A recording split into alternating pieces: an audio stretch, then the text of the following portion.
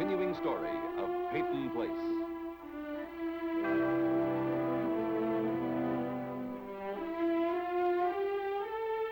Starring Dorothy Malone as Constance Mackenzie, Ed Nelson as Michael Rossi, Mia Farrow as Allison Mackenzie, Ryan O'Neill as Rodney Harrington, Barbara Parkins as Betty Anderson, Tim O'Connor as Elliot Carson, Christopher Connolly as Norman Harrington.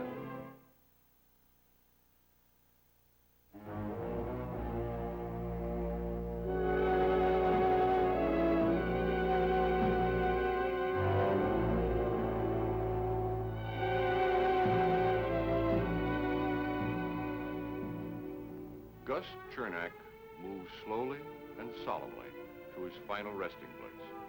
Perhaps it's only chance that the procession passes directly in front of the courthouse, where Rodney Harrington is standing trial for killing Gus Chernak's son, Joe.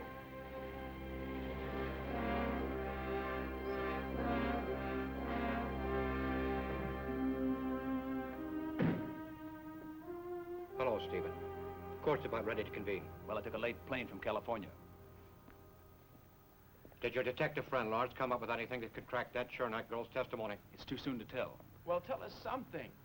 Well, right now it's just a scent, but it has a definite aroma of a solid lead. Stella has a boyfriend, a very special boyfriend. She spent a lot of money on him, and we're checking him out. When would you know something definite? As soon as Lawrence calls me. That may be too late. Well, these things take time. I mean, even one more day might have helped. And Stella just may have given it to us. Stella, I don't get it. The funeral, I mean, I doubt if she'll be up to appearing in court. That's 24 hours more for our side.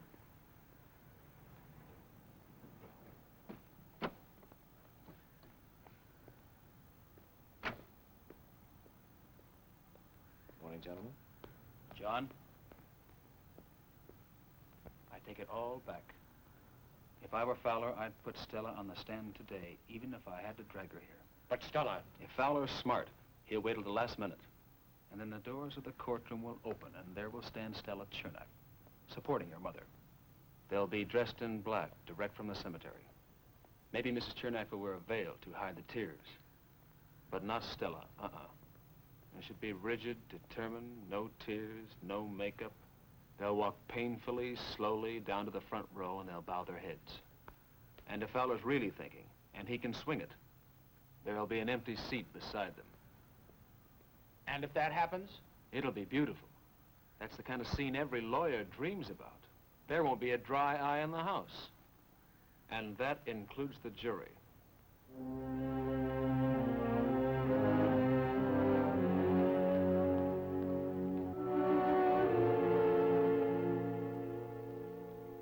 Your Honor, at this time, the people would like to offer into evidence this gaffing hook, which has previously been marked for the purposes of identification as People's Exhibit Number 12, and which Sergeant Goddard testified was found by him at the scene of the crime. We have already established that the defendant, Rodney Harrington, was present at the scene of the crime when the deceased, Joseph Chernak, met his death.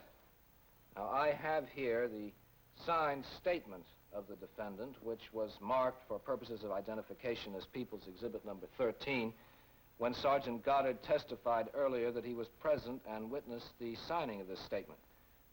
The people would now like to offer this statement into evidence, and with the court's permission, to read it to the jury. Objection! The prosecutor's attempting to testify as a witness.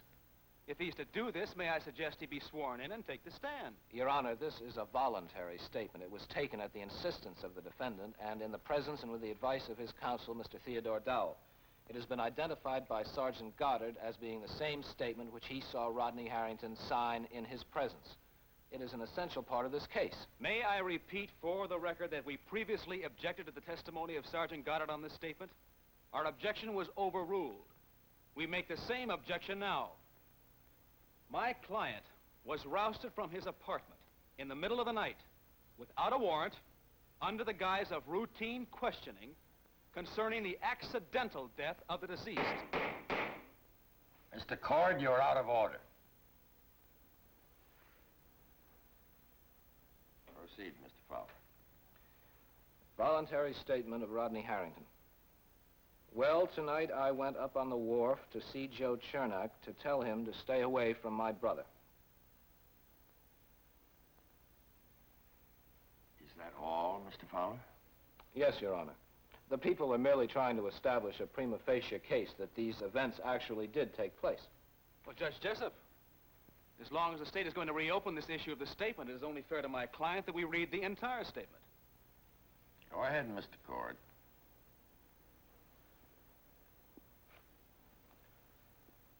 Well, tonight I went up on the wharf to see Joe Chernak, to tell him to stay away from my brother.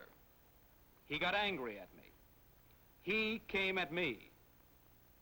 We started to fight. I didn't want to, but I couldn't stop it. He got one of those gaffing hooks and swung it at me. I got it away from him. I started to throw it overboard. I didn't want to fight.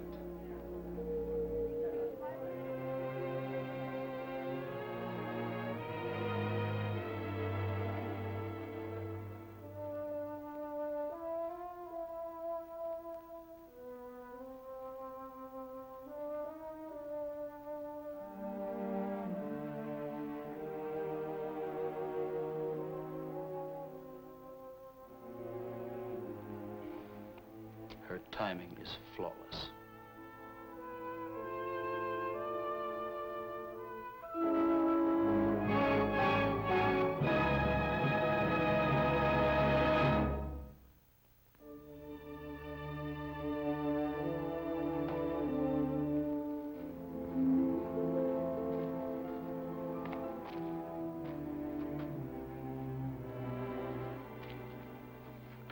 Thank you, Midge. I know you'll enjoy that.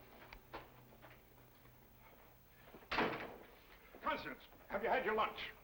You know it's too late for lunch. That wasn't what I asked you. I'm not hungry. Well, I am. You know, I was sitting there in the chandlery waiting for some pretty young thing to come in and whisk me away. But my tummy got the better of me, so I decided to come and get the pretty young thing by the scruff of the neck and whisk her away. Now then, where the devil do you keep your coat these days? Eli, I'm sorry, but I have to do this inventory. Well, I thought you'd already done that. This is the second time, and if I finish again before something else needs doing, I'll do it a third time. Well, that's busy kind of work. You've no idea how hard it is to find. Used to be there 1.5 hours in the day. Now there are too many.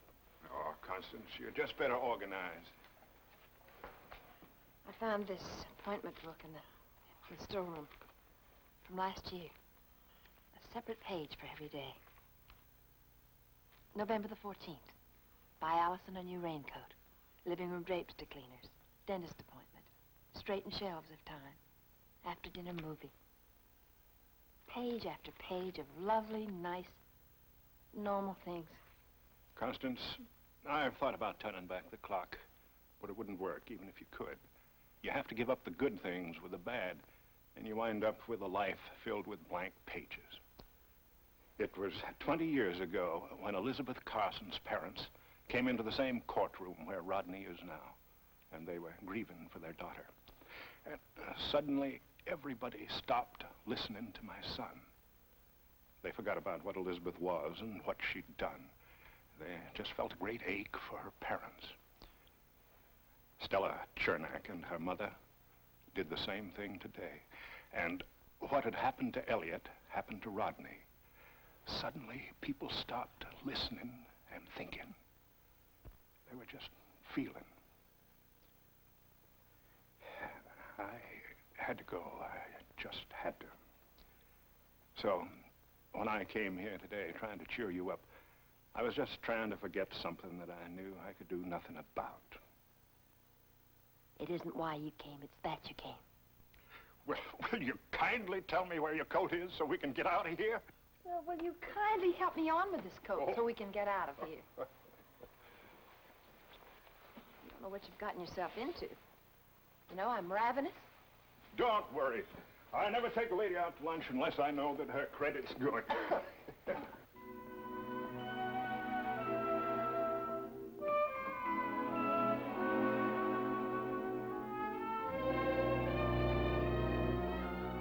Lift that knee. Bend it. It won't break. I'm trying. Try harder. Miss Dodd, that'll be it for today. Would you take Jordan back to his room, please? Wait. Take it easy.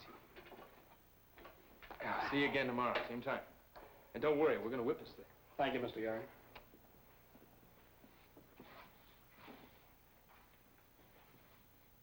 Stars are flowers.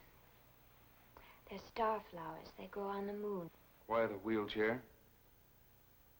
Where are your canes? In my room. When you learn a new skill, it seems a shame to let it get rusty. I look upon this as an accomplishment, like driving a car. Beep, beep. Yeah, well, it's just another way of getting from one place to another. So's a car. Yeah, but you can use your legs. Not everybody can do that. Of course, there are drivers, and then there are drivers. Like the one that hit me with a car. Her car? Did you say her car? No, I said a car. Why? Nothing.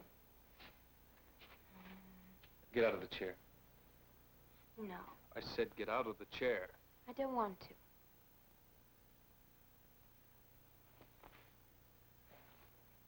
I'm going to walk. Now walk.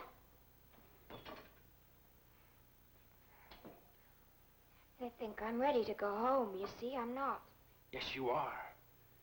Now walk. Why should I go home? So they can watch me crawling up and down the stairs?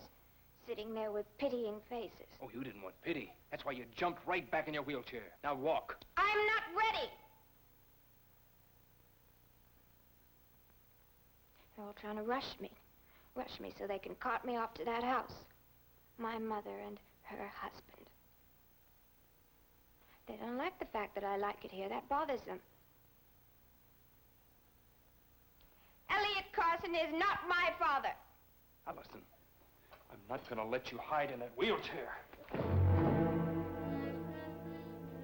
Allison, get up. I can't. I said get up. I said I can't. Don't you touch I'm me! not going to hide. Stop it! You can walk now. I'm going to make you walk. Nurse! Okay.